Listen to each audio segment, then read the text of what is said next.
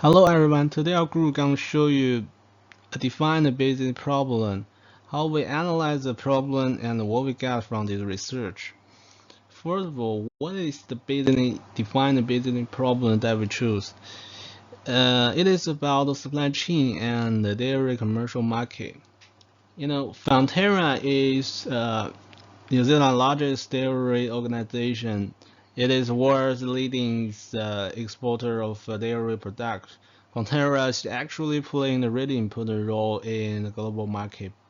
But now the company is facing the significant upstream supply chain vulnerabilities that including the milk yield and quality fluctuation that actually threaten the stable raw material supply for the global exports.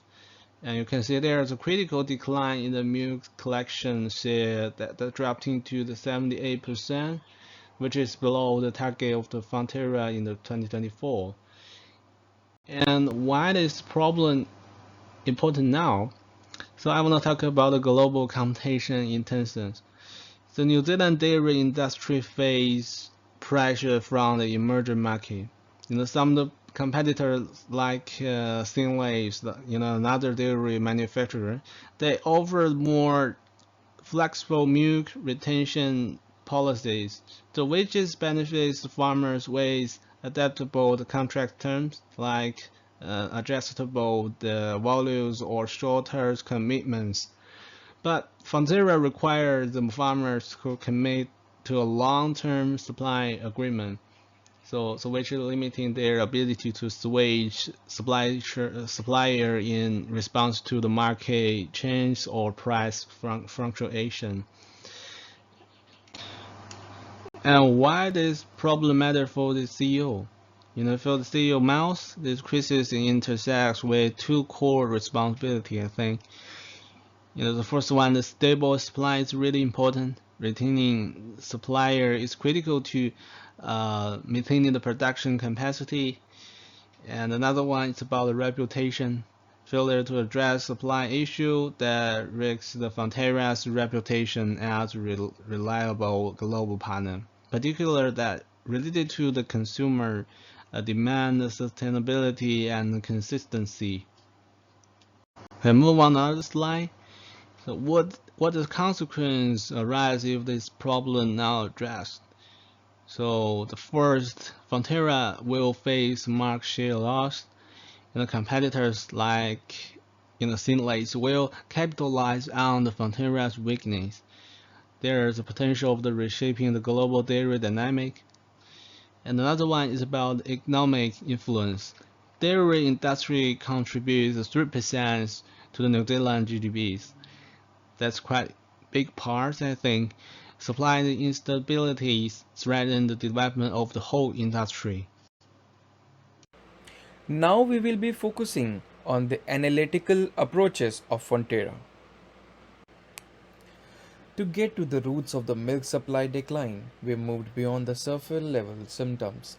We used two key frameworks, PESTLE, to map the broad external pressure on farmers, and Porter's five forces to analyze power and competition within the industry itself. The PESTLE analysis shows farmers are under a sustained squeeze. They face environmental and regulatory pressure like climate impacts and new sustainability rules, combined with the rising cost. This trios making dairy farming less profitable and less attractive long term. Five Forces reveals a crucial shift. Farmers now hold more powers. Strong industry rivalry means they can switch processors for better contracts.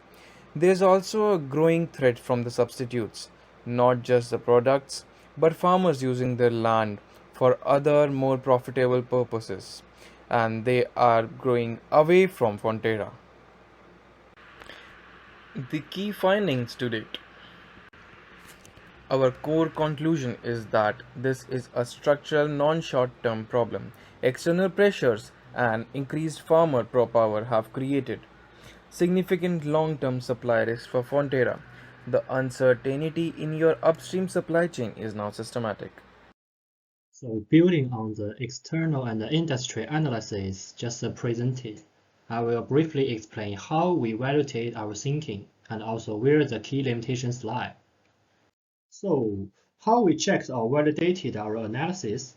In terms of validation, our analysis is grounded primarily in secondary data rather than internal company data. We cross-references the multiple credible industry sources and recent dairy industry news to ensure that trends we identified were consistent. For example, declining milk volumes, increasing regulatory pressure, and changing farmer behavior appeared repeatedly across different sources. We also tested the problem using two complementary frameworks, Justice to use both Pastel and Porter's forces to test consistently of insights. These frameworks allowed us to examine the issue from different angles: macro-environmental pressures on dairy farming, and the industry-level power dynamics between frontier farmers and competitors. Importantly, both frameworks independently point to the same conclusion: milk supply industry is structural rather than temporary, and farmer bargaining power has increased. That said, there are important assumptions and limitations in our work. Most notably, we do not have access to internal frontier data, such as detailed supplier contacts, cost structures, or regional production forecasts. As a result, our conclusions rely on reasonable assumptions drawn from publicly available information rather than film-specific internal evidence. We also assume that current environmental and regulatory pressures will continue in the medium term, although this could change with future policy or technical developments. Recognizing these limitations is critical. Rather than treating our conclusions as definitive, we view them as well-supported but provisional judgments, which directly informs how we approach strategy at this stage. Given this analysis and its acknowledged limitations, several credible strategic options are beginning to take shape. At this stage, these are not final recommendations, but political directions that directly address the upstream milk supply instability. For emerging strategic options, the first one is diversify supplier base. This could involve reduced reliance on a narrow group of traditional suppliers by exploring alternative sourcing regions, supporting new entrants into dairy farming, or selectively integrating non-traditional suppliers where feasible. Diversification could reduce export to climate volatility and region-specific regulatory shocks. But however, this option also involves clear trade-offs, including higher coordination costs and challenges in maintaining consistent milk quality across a more fragmented supporter base. The second option is strengthen long-term partnerships. Our earlier analysis suggests that farmer bargaining power has increased significantly, and that retaining current suppliers may be more feasible than rapidly diversifying supply.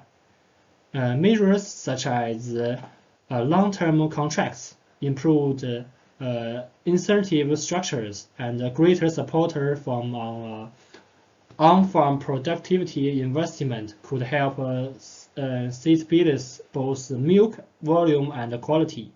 These options align closely with Forterra's cooperative model, but it would require financial commitment and careful management of farmer expectations. At this point, both options are available, but they carry different risks and implementation challenges.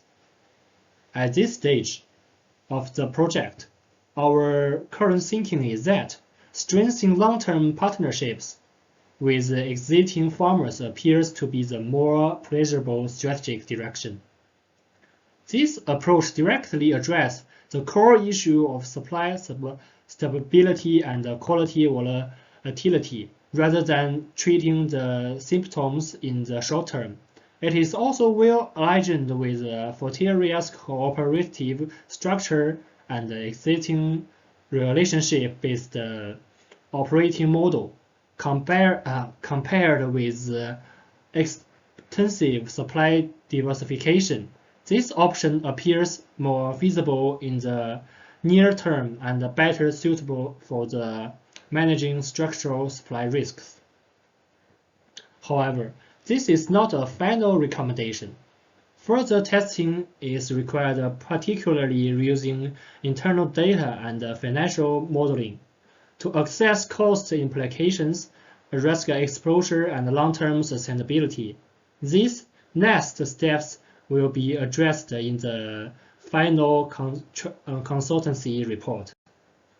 Okay, the next give the time to my members, Leah.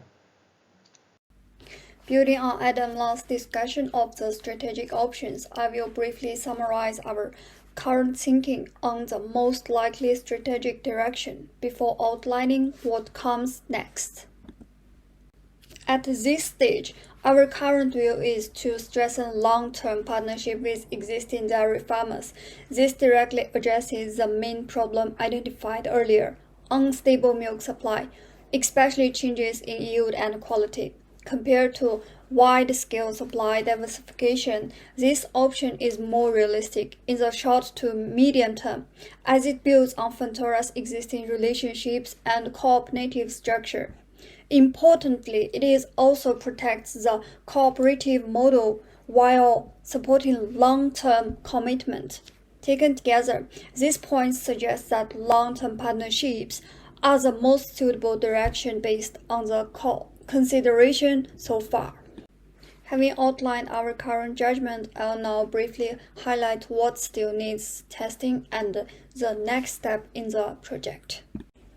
That said, this direction still needs further testing, especially around whether farmer incentives are affordable, whether farmers are willing to commit long-term, and how well the strategy can cope with climate risks.